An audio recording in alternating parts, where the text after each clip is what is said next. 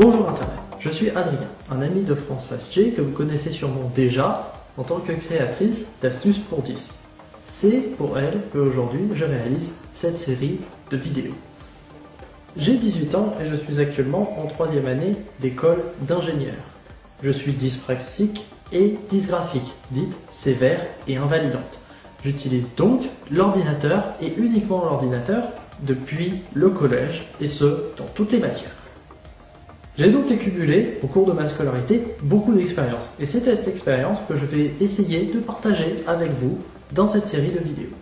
En l'occurrence, dans cette vidéo, je vais parler de l'ordinateur personnel et de comment bien choisir cet ordinateur en attendant ou de façon à complémenter l'ordinateur fourni par la MDPH.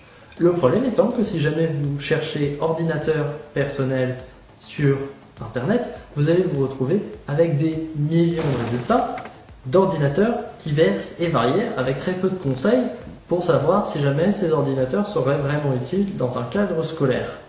Et c'est à cette question que je vais répondre. Un ordinateur personnel doit pouvoir fonctionner pour tous les niveaux et dans toutes les matières, quelles que ce soit.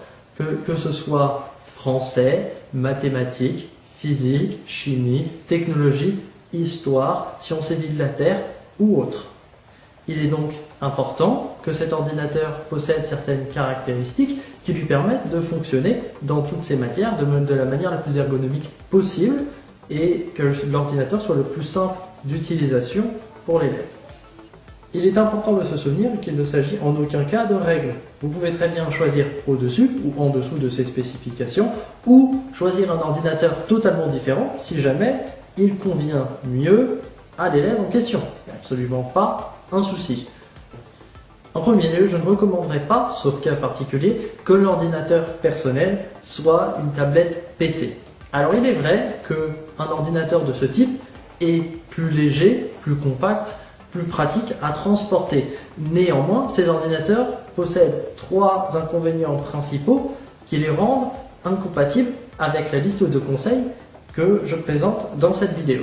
Premièrement, ces ordinateurs possèdent un espace de stockage qui est relativement bas à cause du fait qu'ils soient compacts et que du coup ils ne puissent pas transporter un disque dur.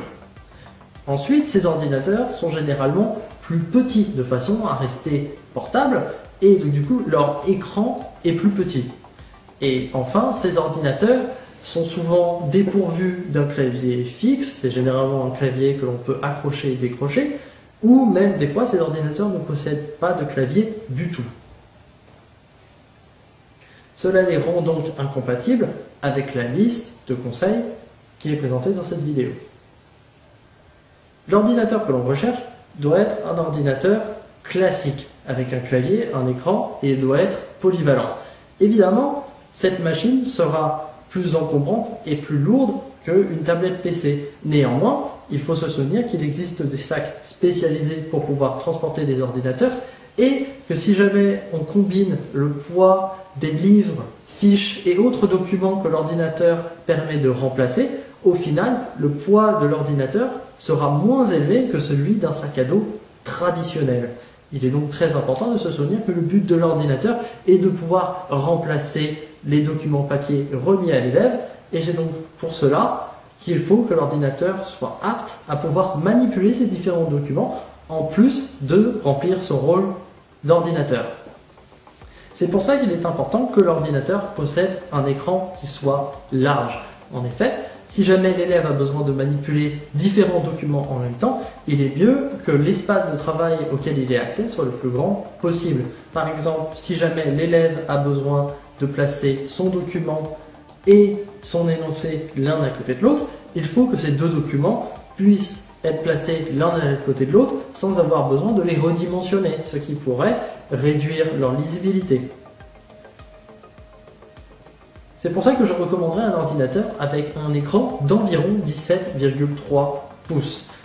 Avec cette dimension-là, l'ordinateur est capable d'afficher 2 documents taille A4, les uns à côté des autres, sans avoir besoin de les redimensionner, ce qui permet de conserver toute leur lisibilité. De la même manière, je recommanderais que le clavier soit le plus large et ergonomique possible. En effet, quand l'élève reçoit son nouvel ordinateur, il va lui falloir un certain temps avant qu'il puisse écrire à sa vitesse maximale et avec le moins de fautes possible. Avoir un clavier large permet de mitiger le temps d'adaptation que l'élève va rencontrer, ce qui peut être très utile si jamais ce temps d'adaptation doit arriver pendant une période scolaire où on veut que l'élève soit le plus rapide et opérationnel possible. En plus de ça, avoir un clavier qui est large et ergonomique permet de réduire la fréquence des erreurs de frappe, ce qui permet à l'élève de gagner du temps en ayant moins besoin de revenir en arrière pour corriger ses erreurs de frappe. Donc, maintenant que nous avons fixé les problèmes liés à l'ergonomie de l'ordinateur, il faut s'intéresser aux problèmes qui peuvent se rencontrer pendant son fonctionnement, et notamment son temps de démarrage. En effet, le temps de démarrage de notre ordinateur personnel est extrêmement important, car cette situation va se présenter dans tous les cours et surtout dans toutes les évaluations. En effet, un élève, au moment où il rentre dans son évaluation, va devoir s'occuper de tous ses branchements, puis il va devoir s'installer sur sa table de façon à placer ses différents outils, souris, ordinateur et documents convenablement. Et ensuite, il va devoir démarrer son ordinateur, démarrer ses programmes et être prêt à commencer l'évaluation. Tout cela pendant un temps limité. Il est donc important que ce temps d'installation soit le plus court possible. Or, si jamais nous ne sommes pas vraiment capables de limiter le temps de branchement et le temps d'installation sur la table, il est toujours possible de limiter le temps que l'élève prendra à démarrer son ordinateur. Plusieurs facteurs rentrent en jeu dans le démarrage de l'ordinateur, mais les trois principaux sont le processeur, la mémoire vive et le disque dur. Pour comprendre comment le processeur fonctionne, il faut l'imaginer comme le cerveau de l'ordinateur. C'est là où l'ordinateur effectue tous ses calculs et contrôle les autres parties de l'ordinateur. Il est donc important que le processeur soit suffisamment puissant pour pouvoir démarrer rapidement, mais aussi assurer un fonctionnement optimal de l'ordinateur et de tous ses programmes. C'est pour ça que je recommanderais que l'ordinateur ait un processeur niveau Intel i5 ou similaire. Il existe évidemment plusieurs types de processeurs faits par différentes compagnies, mais il faudrait qu'ils aient une puissance équivalente à celle d'un processeur i5. Évidemment, plus le processeur est puissant, plus l'ordinateur fonctionnera bien et démarrera vite. La deuxième composante est la mémoire vive. Alors la mémoire vive, on peut l'imaginer comme une mémoire à court terme. Elle est généralement petite, mais elle fonctionne très rapidement. C'est une mémoire qui est utilisée par l'ordinateur au démarrage et aussi par tous les programmes de l'ordinateur pendant leur fonctionnement. Il est donc essentiel que l'ordinateur ait accès à suffisamment de cette mémoire si jamais il a besoin de maintenir beaucoup de programmes ouverts ou si jamais il fait tourner un programme qui est intensif en mémoire vive. C'est pour ça que je recommanderais que l'ordinateur possède 8 gigaoctets de RAM, ce qui lui permettra de faire fonctionner très facilement tous les programmes dans une utilisation normale, mais lui permet aussi de faire fonctionner sans problème des programmes plus complexes, comme par exemple des programmes de simulation, comme SolidWorks. Et enfin, il y a le disque dur. Alors le disque dur, cette fois-ci, on peut s'imaginer comme la mémoire à long terme de l'ordinateur. C'est là où tous les fichiers sont rangés, là où tous les programmes sont rangés, et là où toutes les données que l'ordinateur aurait besoin de conserver, comme les mises à jour, sont conservées. Il faut donc que l'ordinateur ait accès à suffisamment de place pour pouvoir stocker tous les fichiers directement sur l'ordinateur si jamais l'ordinateur ou l'élève en a besoin.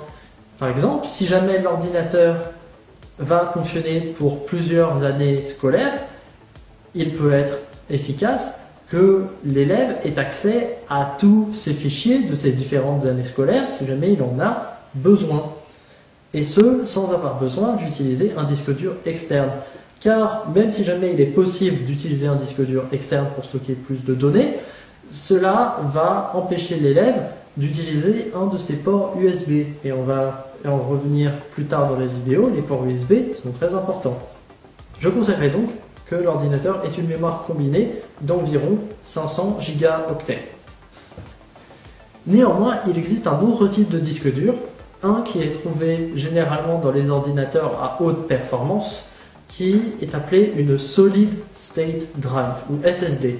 Il faut s'imaginer comme un disque dur, mais qui fonctionne plus rapidement. Alors évidemment, ce disque dur possède moins de place, mais si jamais le reste des composants de l'ordinateur sont suffisamment puissants pour pouvoir faire fonctionner correctement l'ordinateur, lui permettre de démarrer rapidement, la SSD va pouvoir multiplier l'efficacité des autres composants pour fournir des performances optimales, comme par exemple des démarrages qui ne peuvent prendre qu'une dizaine de secondes, ce qui peut être extrêmement bénéficiaire dans le cadre d'une évaluation.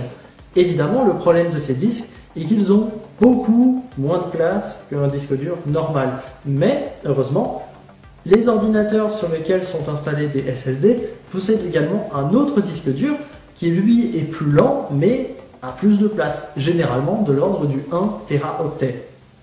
C'est pour ça que je mentionnais avant mémoire combinée, car si jamais l'ordinateur utilise une SSD, il faut vérifier que la mémoire combinée entre la SSD et le disque de stockage fait au-delà de 500 Go, et généralement, elle le sera. Donc, maintenant que nous avons réglé le problème du fonctionnement, nous allons nous intéresser au problème de l'autonomie. En effet, il ne sera pas toujours possible pour l'élève de se brancher à une prise de courant pendant son cours. Cela étant lié à la façon dont les salles de cours sont construites, qui généralement ne possèdent qu'une quantité limitée de prises électriques. Et si jamais l'élève souffre de problèmes orthoptiques, comme moi, il peut rentrer dans des situations où il lui est impossible de se placer près d'une prise électrique, car cela rendrait le tableau illisible. Il faut donc vérifier que l'ordinateur peut, pour une utilisation normale, tenir pendant un cours de 2 heures, car ce sera généralement la durée de la majorité des leçons. L'ordinateur doit donc être capable de tenir pendant ces 2 heures avec une luminosité d'écran maximale pour permettre à tous les éléments affichés sur l'écran d'être lisibles, donc pour empêcher que l'élève perde du temps à essayer de lire un écran qui est assombri. Et les composants de l'ordinateur doivent fonctionner à leur performance normale, c'est-à-dire ne pas être en mode d'économie d'énergie. Évidemment, il est toujours possible de se mettre en économie d'énergie pour pouvoir augmenter la durée de vie de la batterie, mais cela devrait être l'exception et non la norme. Maintenant que nous avons réglé le problème de l'autonomie, passons au problème de la connectique. En effet, l'une des plus grandes forces de l'ordinateur est sa capacité à se connecter à différents appareils pour étendre ses fonctionnalités. Or, il faut veiller à ce que l'ordinateur ait suffisamment de ports libres pour pouvoir se connecter à ces différents éléments. Or, l'élève aura besoin d'utiliser des ports USB pour tous les cours et dans toutes les situations. Le plus simple étant d'utiliser une souris externe pour pouvoir travailler plus facilement et plus simplement que si jamais il a besoin d'utiliser le pavé intégré. De plus, certains outils comme par exemple l'utilisation de scanners ou d'autres outils de compensation peut être requise pour l'élève. Je recommanderais donc que l'élève ait accès à au minimum 3 ports USB. Alors pourquoi 3? Car si jamais l'élève n'a accès qu'à 2 ports USB et que par exemple l'enseignant arrive avec une clé USB et un document papier que l'élève a besoin de scanner, et bien l'élève aura besoin de faire un choix, soit entre débrancher sa souris et donc du coup perdre du temps à utiliser le trackpad, ou alors débrancher son scanner pour pouvoir brancher la clé USB, et auquel cas il aura besoin de faire la tâche de transférer ce qu'il y avait sur la clé USB et scanner le document, les unes à la suite des autres, ce qui lui fait perdre du temps. Évidemment, plus il y a de ports USB, mieux cela est, mais il y a très peu d'ordinateurs qui possèdent au-delà de 4 ports USB. Et généralement, l'élève ne s'en servira pas plus de 3. Ayant résolu le problème de la connectique, nous allons donc nous intéresser aux solutions optionnelles qui apportent des bonus supplémentaires qui peuvent permettre à l'ordinateur de fonctionner dans une gamme de situations plus importante. La première serait d'avoir un port HDMI à disposition. Alors les ports HDMI sont un câble spécial fait pour l'affichage qui permet de connecter l'ordinateur à différents types d'affichage. L'un d'entre eux serait par exemple les projecteurs pour permettre de projeter l'écran sur un tableau. Cela peut être très important si jamais l'élève a besoin de faire un exposé, car cela lui permet de gagner du temps. En effet, l'élève pourra directement brancher son ordinateur au projecteur et faire son exposé, au lieu d'avoir à transférer des fichiers de son exposé sur une clé USB, puis les transférer sur un autre ordinateur, puis allumer le projecteur et faire son exposé. Et de plus, cela permet de connecter l'ordinateur à un écran plus large ou à une télévision, si jamais l'élève en a besoin chez lui. Je conseillerais également que l'ordinateur possède une carte graphique. Une carte graphique est un composant spécialisé qui permet de faire des calculs sur une grande quantité de nombres de manière plus efficace qu'un processeur. Alors il n'est pas vraiment important que la carte graphique soit puissante, compte tenu de son utilisation en tant que scolaire et non pour une utilisation récréative, mais certains programmes, notamment les programmes de simulation comme SolidWorks, peuvent utiliser les cartes graphiques pour fonctionner beaucoup mieux. Vous ne verrez sûrement pas de différence si jamais vous n'utilisez pas une carte graphique dans la majeure partie des cas, mais c'est toujours un plus. Et voilà ce qui conclut cette première vidéo. N'hésitez pas à laisser un like et un commentaire pour me faire savoir ce que vous avez apprécié et quel type de vidéo je pourrais faire par le futur. N'oubliez pas de visiter la page Facebook et le site internet pour retrouver plus d'astuces et de conseils. Et on se retrouve tous dans la prochaine vidéo. Ciao ciao!